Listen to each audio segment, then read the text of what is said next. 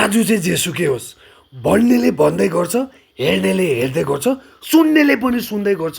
मतलब नराखिकन म चाहिँ यहाँनिर 6 माइल स्थित पार्बुङ बस्तीको ओल्ड एजमा घुम्नु गएँ। मेरो साथमा 2 जना सहयोगी मित्रहरू पनि थिए।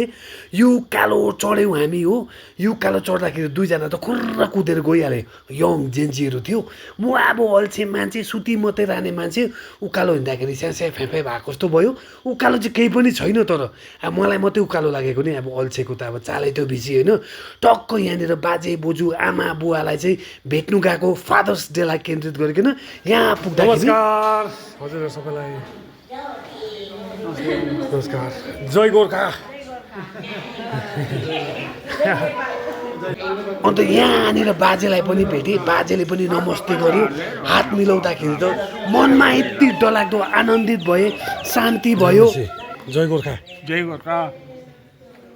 सबैसँग भेटघाट गरिसकेपछि हामीले उहाँहरूको निम्ति केक ल्याइदिएका थियौँ र केक सट्ट अगाडि राख्दाखेरि बाजे बोजू त खुसी भए साथसाथ मेरो पनि मुखमा राल आयो हो।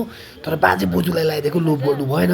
त्यसपछि फादर्स डे भएको कारणले गर्दाखेरि यहाँ बाजेहरूलाई मात्रै अगाडि बढाइकन लु केक काट्नुहोस् तपाईँहरू भनिकन भन्यौँ र उहाँहरू पनि खुसी भइकन एक्साइटेड भइकन केक यसरी काटे। खुसी भए हो। र यता यसो हेरेको त बोजूहरू पनि खुसी भइरहेको छ।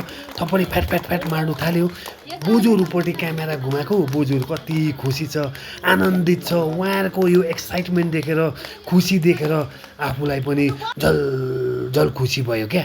अन्त उनीहरूको निम्ति यहाँनिर मोजा पनि लगाइदिएको थियौँ, टावलहरू पनि लगाइदिएका थियौँ। त्यस पश्चात खानाको पनि बन्दोबस्त गरिदिएका थियौँ। र यहाँनिर तपाईँहरू पनि केही सहयोग गर्न चाहनुहुन्छ भने तपाईँहरूले यहाँनिर सहयोग गर्नु सक्नुहुन्छ। झट्टभन्दा झट्ट सम्पर्क गरिहाल्नुहोस् ल है।